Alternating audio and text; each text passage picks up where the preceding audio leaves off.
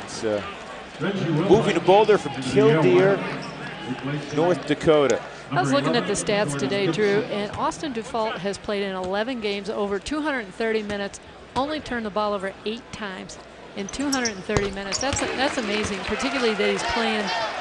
He handles the ball initially in that Princeton offense. Yeah, very sound player. Wilhite's back in. He gives it up to Braswell. And now Braswell has it across. I like the strategy. I like the soft pressure. Shot clock's already down to 22, and Braswell just has started the offense. Not a great shot by Zampier, but a good offensive board. And then a wild left-handed shot and a foul, and it's going to go against Yale. I think it's going to be on Gibson, or excuse me, Davis inside. I think Nelson kind of tapped the ball down to Zampier. That's 17 fouls on Yale. It'll be a 1-and-1 for Colorado. Yeah, you see. Yeah, that's an over-the-back call on Davis, Josh Davis. You know, that last sequence for Yale, and in particular for Alex Zampier, we haven't seen him. And does a guy that's used to scoring in a big way start to force things when he hasn't scored more than halfway through the first half? And I thought on that possession he forced 2 shots. I agree with you. He was deep in the corner. Well, the second shot, that he definitely forced the follow shot, and that was tapped to him by Nelson. That was a new shot clock. He had 35 seconds. He could have passed the ball out. He's 0 for 3 for tonight, but why not go on inside to the 2 6'10" guys, particularly, well, they're not both in the game right now, but Nelson is still in the game. Nelson's had a lot of success this game. Well, you know James Jones is going to revisit that because it works so well with the 2 big men. Yeah.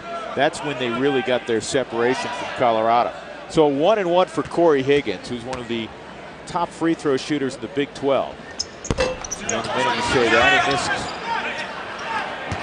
Corey is about 85%. Colorado likes to trap down the sideline and definitely trap in the corner. So this is where I asked Jones last night, I said, what do you do? Because I've watched a lot of teams get trapped deep in that corner.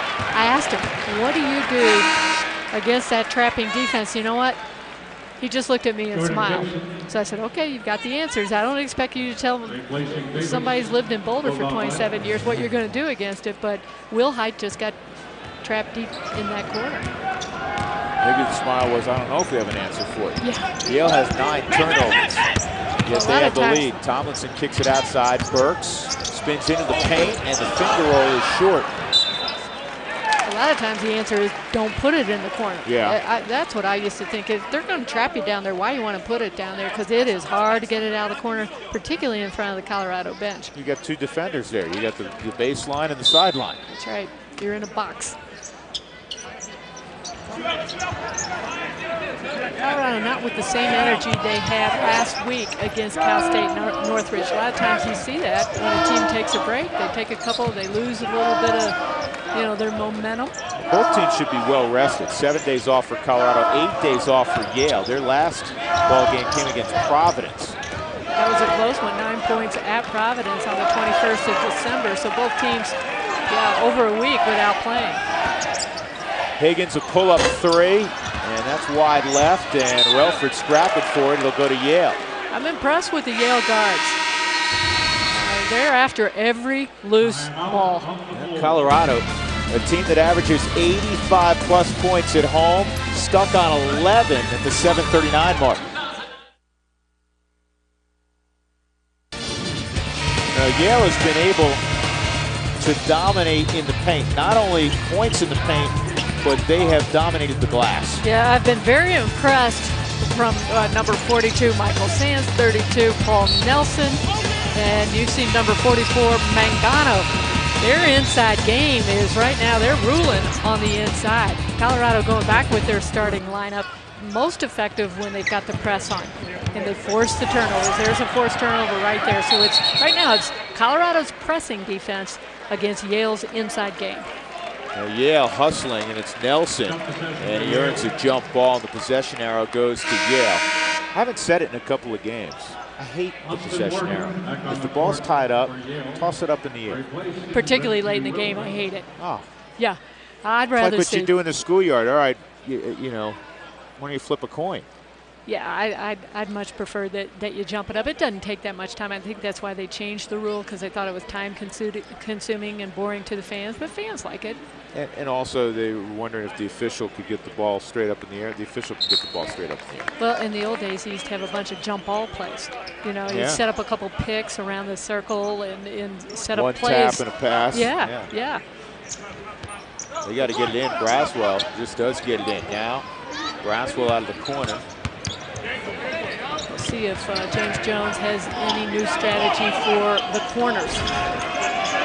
You know, it's tough. It's a 1-3-1, and you have to get the ball in the corner. Now you see Zampier deep on the weak side. There, the ball goes to him. And he's got to put up a shot.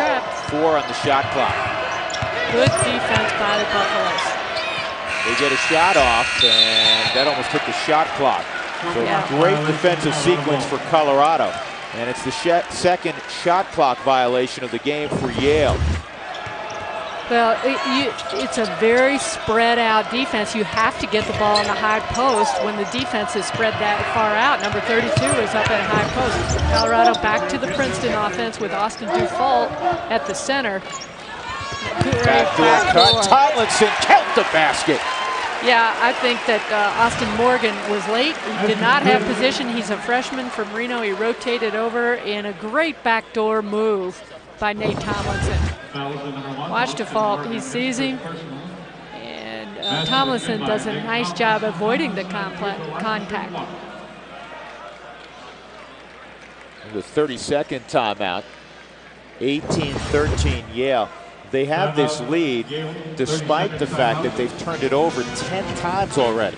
Unbelievable how many times they've turned the ball over, and it's been against, I mean, I'm beating a dead horse here, but the trapping defense has caused all kinds of problems for Yale. They just can't, you can't bring the ball down the sideline, number one, and number two, you cannot get the ball deep in the corner. You have to get the ball to the center and go from the center, then to the corners. And Corey Higgins has 4 points for Colorado. He's now 1 point shy of 25th on the all-time scoring list at Colorado. And the reason we mention it is number 25 is a fellow who stuck around for a couple of years here in Boulder and had a rather large impact. And he continues to have a large impact, not only on the community, but on the basketball fortunes of the Nuggets, Chauncey Billups.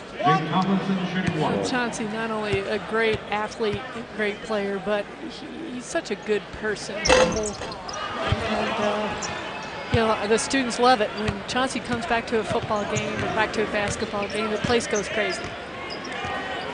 So you see how spread out the 1-3-1 is. Jeff Guzdelik, smart, stay in it. See, another turnover. Yeah, Tomlinson off to Higgins. Burks ahead of the field. They couldn't find him, and Default stepped out of bounds. That is 7 turnovers on Colorado. Yeah, a couple interesting numbers for me. Yale coming in -2 on the glass, yet they're out-rebounding Colorado by 10. The other thing is they'd taken good care of the basketball against the competition they had played, averaging just 13 turnovers a game, which is a really good number, as you well know, Seal, for 40 minutes. And tonight they already have 11. I think teams underestimate how well Colorado traps and how quick Burks is. They know Higgins, but Burks' speed and quickness, and they're confused by it. Now, Mangano can hit that shot from outside, but he rushed it. Not really in the rhythm of the offense. The tempo is swinging. I don't know if you can feel it. It's changing towards the Buffaloes. Relford inside the Default. Back outside to Relford. Relford can take Mangano off the dribble. Burks is a 10-foot pull-up and a foul. Well, that was a great rotation over by Gibson. Rotate along the baseline. But number one, Austin Morgan, the freshman from Reno, bodied up on him on the shot. It was a good call.